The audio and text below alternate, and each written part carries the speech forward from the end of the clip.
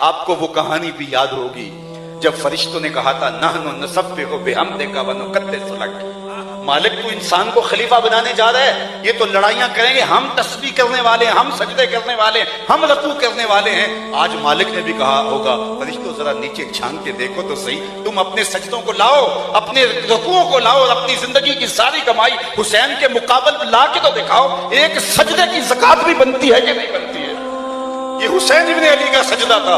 दस्ते कातिल ने सरे हुसैन तब काटा जब हुसैन इब्ने अली का सर सजदे में झुका हुआ था, और फौरन काट के नेज़े की नोक पे इसलिए चढ़ाया कि लश्कर वालों को बताएं कि हम जीत गए हैं। फतह के नक्कारे बजने लगे, लेकिन लश्कर यजीद से कोई बोल के कहता है ये कैसा सर है जो कट के भी सर बुलंदी है, ये कट गया है तो फिर भी ऊंचा है।